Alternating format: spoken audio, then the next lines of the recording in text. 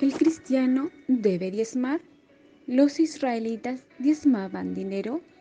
¿Qué era el alfolí? Es importante saber el contexto de Malaquías capítulo 3, verso 10, que es un texto que se ha malinterpretado. No puede dejar de escuchar esta primera clase del tema concerniente al diezmo. Suscríbase a nuestro canal de YouTube y con ustedes el profesor Frank Mendoza Martínez.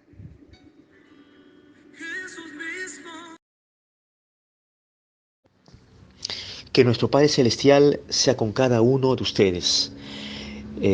Hoy, 25 de abril del 2022, vamos a dar respuesta a la consulta de nuestro hermano Néstor Castillo en nuestro canal de YouTube. Él nos propuso que hablásemos sobre el tema del diezmo. Y en esta clase que hemos titulado ¿El cristiano debe diezmar? Es la parte 1, en la cual vamos a ir desglosando esta cuestión para muchos confusa, pero muy clara, que nos ofrece la Biblia en cuanto al diezmo. Bien, oremos. Padre Celestial, Dios de la gloria, te adoramos y queremos que nos abras el intelecto y también nuestro corazón para poder entender tu palabra y que ella quede grabada, oh Dios, en la tabla de nuestro ser. Oramos en el santo nombre de tu Hijo Jesús. ¿Cuántos decimos amén y amén? Puede compartir esta clase, suscríbase al canal de YouTube, estamos creciendo. Esa es una obra de educación espiritual para cada uno de ustedes. Bien, ahí les muestro entonces el primer gráfico que les he preparado. Nuestro hermano Néstor Castillo, él comentó ahí al pie de uno de mis vídeos pasados y también proponiendo que hablemos sobre el tema de la salvación, que también vamos esta semana, gracias a Dios, absorber su pregunta, y también sobre las dispensaciones de la ley y de la gracia. Bien, usted puede ahí escribir su comentario, su propuesta, qué temática de la Biblia le gustaría que, que desarrollemos, que tratemos. Muy bien, ahí observamos entonces el esquema en nuestra pantalla, el diezmo en el Antiguo Testamento. ¿Correcto? El diezmo en el Antiguo Testamento. La palabra diezmo en el idioma hebreo, ahí tenemos la transliteración, es maser, M-A-A-S-R, perdón, M-A-A-S-E-R, maser. Y también tenemos el vocablo original hebreo tal como se escribe. Bien, maser, este vocablo hebreo, maser, significa sencillamente décima parte. La décima parte. El diezmo es la décima parte. Vamos a suponer que usted gana en su trabajo semanal, le pagan $100. ¿Cuánto es la décima parte de $100? Pues es $10. Si usted gana $500, la décima parte es $50. Muy bien, también en euros. Si usted está adquiriendo una ganancia de 500 euros, la décima parte, evidentemente, es 50 euros, lógicamente, ¿verdad? Entonces, el diezmo es la décima parte, maser. La décima parte la encontramos leyendo algunos pasajes bíblicos, empezando con Abraham, el gran patriarca Abraham. Abraham, por ejemplo, diezmó a Melquisedec. Quiero que abra su Biblia en el capítulo 14 de Génesis. Vamos a leer en el capítulo 14 del libro del Génesis los versículos 18 al 20. Bien, Este tema es la primera parte. ¿El cristiano debe diezmar? Así lo he titulado. Es la primera parte del tema del diezmo. La segunda parte vamos a darla en esta semana. Bien, versículo 18. Entonces Melquisedec, rey de Salem y sacerdote del Dios Altísimo, sacó pan y vino y le bendijo, diciendo: bendito sea Abraham del Dios Altísimo, creador de los cielos y de la tierra. Y bendito sea el Dios Altísimo que entregó tus enemigos en tu mano. Y luego leemos: y le dio a Abraham los diezmos de todo.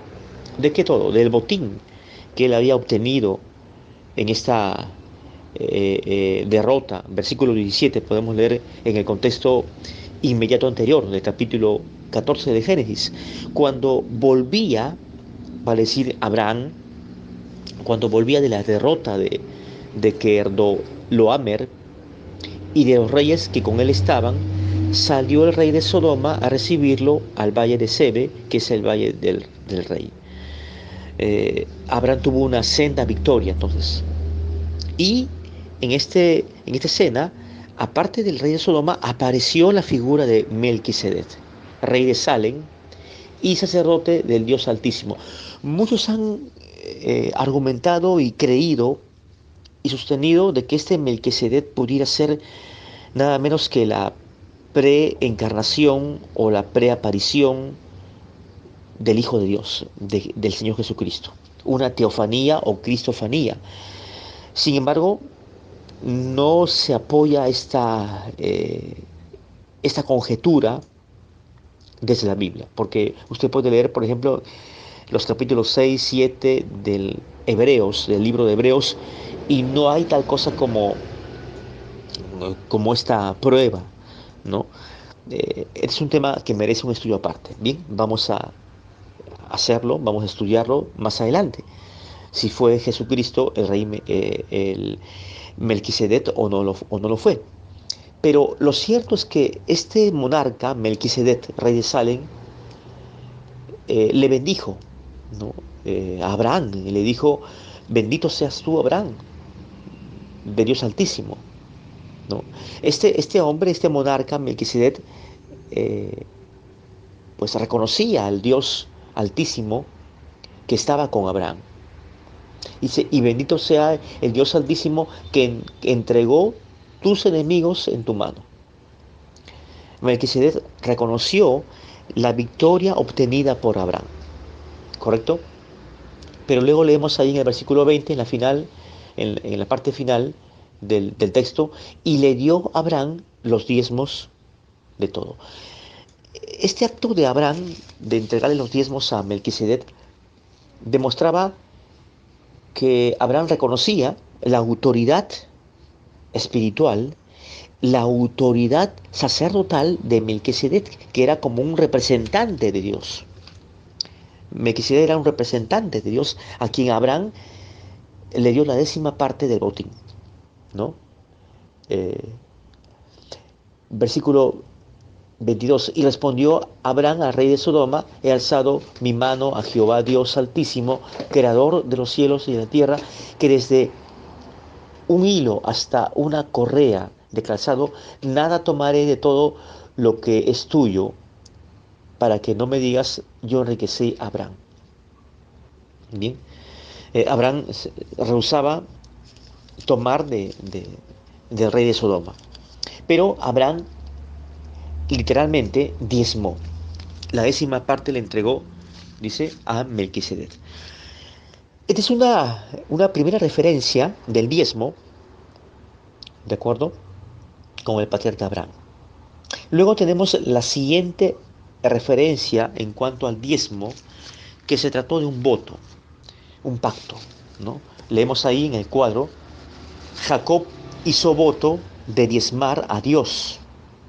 Una promesa le hizo Jacob a Dios, aunque no se dice que lo haya hecho. Es decir, no sabemos si a la postre o al final de cuentas Jacob cumplió con Dios con esta promesa. Bien, y para ello busquemos en el capítulo 28 del mismo libro de Génesis, capítulo 28, y vamos a leer los versículos 20 al 22. ¿Les parece? Capítulo 28 de Génesis, versículos 20 al 22, leemos: E hizo Jacob voto, diciendo: Si fuere Dios conmigo, y me guardare en este viaje en que voy, y me diere pan para comer y vestido para vestir, y si volviere en paz a casa de mi padre, Jehová será mi Dios. Bien, versículo 22.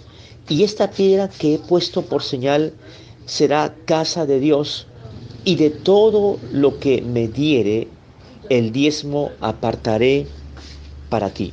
De todo lo que me diere, el diezmo apartaré para ti. Es decir, Jacob estaba haciendo un voto, una promesa al mismo Dios. Si Dios estaría con él, si Dios le cuidaría, si Dios le sustentaría con el pan para comer, el vestido. Una promesa indudablemente condicional, ¿no? Que presenta Jacob a Dios, algo condicional. Él estaba condicionando, valga la redundancia, su voto de poderle diezmar a él, ¿no? Y si volviera en paz a casa de mi padre, Jehová será mi Dios. Y esta piedra que he puesto por señal será casa de Dios, y de todo lo que me dieres, el diezmo apartaré para ti, la décima parte. Un voto, reitero, eh, condicional. Jacob estaba eh, haciendo un requerimiento, ¿no?, a Dios, un desafío. Eh, Porque recordemos que la palabra Jacob significa suplantador. O sea, él usó de astucia, ¿no? Cuando, por ejemplo, su mamá, Rebeca, ya Isaac estaba ciego, no podía ver, y estaba Esaú y Jacob. Y Rebeca le, le aconsejó a Jacob para que se hiciese pasar por Esaú, y él pues se apropiase de la primogenitura, ¿verdad? ¿Por qué? Porque Esaú pues venía del campo, sudoroso, con hambre, y Jacob le ofreció un plato de lentejas. Usted lo recuerda, ese episodio, ¿no? Y Esaú sucumbió pues al hambre y comió el guisado, y le vendió su primogenitura, se lo vendió a Jacob. Entonces Jacob, él usó de astucia, y él hizo un voto condicional delante de Dios. Bien, este es el segundo caso donde aparece la palabra diezmo, ahí es maser, o la décima parte. Bien, eh, luego en la ley mosaica eh, también está incluido el diezmo. Leemos ahí en nuestro cuadro: fue parte de la ley mosaica, los israelitas no diezmaban dinero. Un punto importante, porque hoy por hoy se ha enseñado de forma muy errada, equívoca, que se asocia el alfolí eh, con una caja preparada para diezmar. Y la congregación, la iglesia, eh, pues se pone de pie, camina, y con un sobre, ¿no?, da el diezmo monetario, ¿no?, en billete o en monedas. Pero los israelitas, los judíos, no diezmaban dinero. O sea, no hay tal cosa como un diezmo monetario, lo cual es una falacia, es un error. Bien, vamos a leer Deuteronomio capítulo 14. Deuteronomio, en el capítulo 14, vamos a leer los versículos 22 y 23. Indefectiblemente diezmarás, era parte de la ley mosaica, indudablemente. Todo el producto de dinero, no, dice, todo el producto del grano que rindiere tu campo cada año. Había un diezmo anual. Bien. Versículo 23. Y comerás delante de Jehová tu Dios en el lugar que él escogiere, para poner allí su nombre, el diezmo de tu grano, de tu vino y de tu aceite, y las primicias de tus manadas y de tus ganados, para que aprendas a temer a Jehová tu Dios todos los días. Qué interesante cómo se detalla el diezmo. ¿En qué consistía el diezmo? A ver, ¿en qué consistía el diezmo?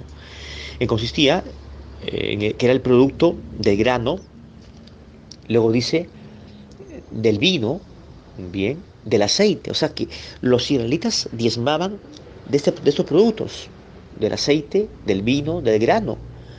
Habían también, muy aparte, las primicias o los primeros frutos de tus manadas, de tus ganados, los primeros animalitos. Lo mejor eran las primicias que la nación de Israel le daba al Señor. ¿Para qué? Esto era un aprendizaje para que ellos confiaran, sirvieran con reverencia, y con temor a Jehová su Dios todos los días. Esta es una referencia al diezmo anual, cada año.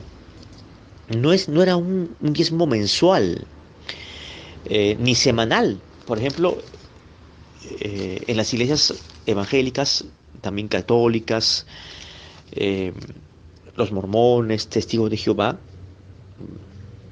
practican, eh, los testigos de Jehová no, ellos hacían un donativo voluntario, pero dentro del mormonismo y de las demás iglesias se practica un diezmo no anual, nótese bien, es un diezmo mensual, o cada fin de mes o cada fin de semana, porque se entiende que los hermanos trabajan y se les pagan semanalmente, otros les pagan quincenalmente, otros reciben el sueldo mensual. Entonces, ya el diezmo ya pues sería semanal o quincenal o mensual, pero no anual. Y también lo hacen eh, de forma monetaria.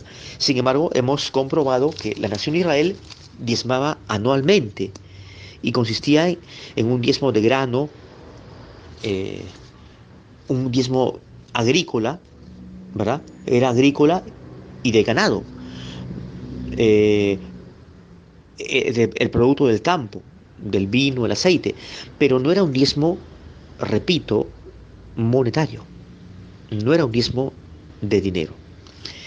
Eso es algo clarísimo que observamos en la Biblia. Ahora bien, les muestro el siguiente esquema, un esquema de un cuadro de llave, y leemos: el diezmo fue exigido para la nación de Israel y no para la iglesia neotestamentaria.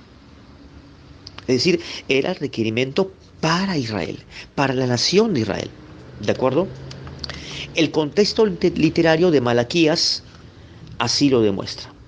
Bien, vamos a leer Malaquías, capítulo 3, versículo 10.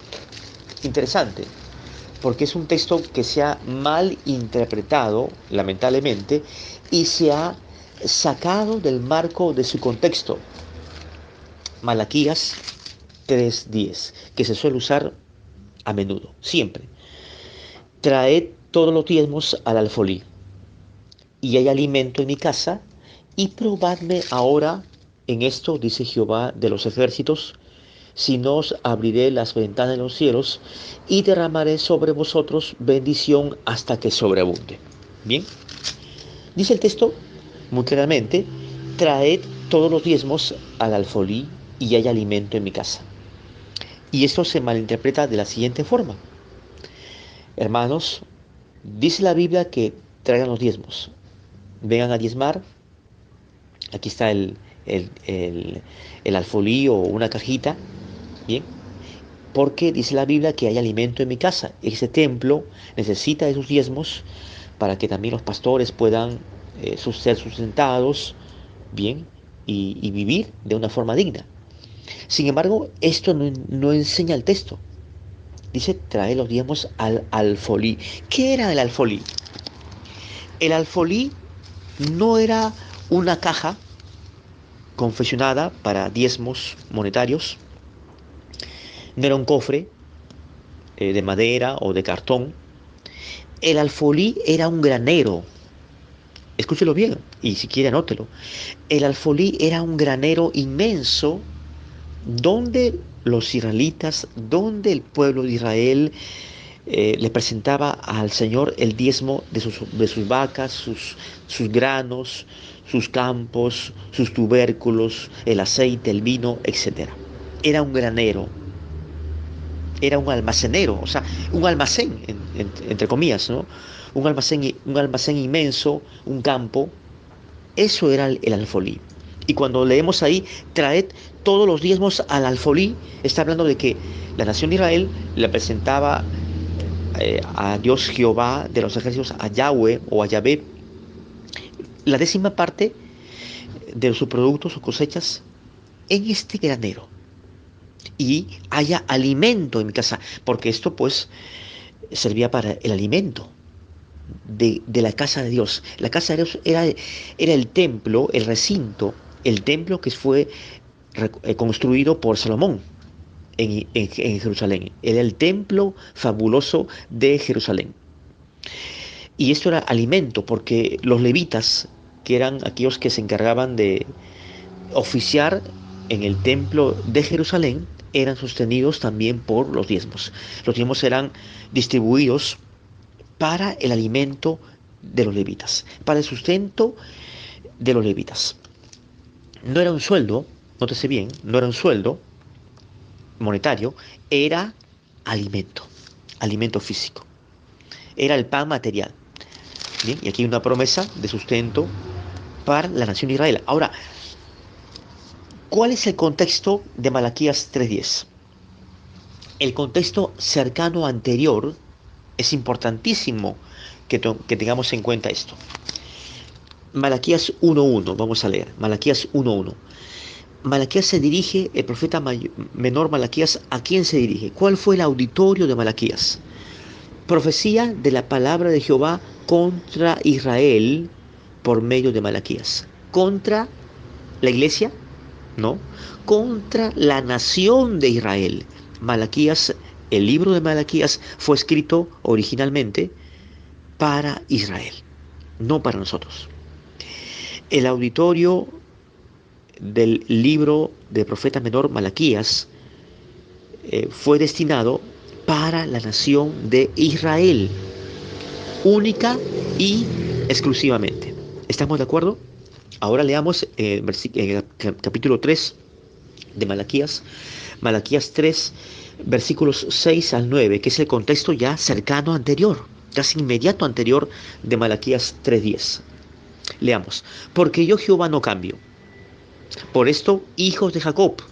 ¿Quiénes son los hijos de Jacob? Israel. No habéis sido consumidos. Desde los días de vuestros padres os habéis apartado de mis leyes. Mire la exhortación, la reprensión de Dios para ellos, para los hijos de Jacob, para Israel. Y no las guardasteis.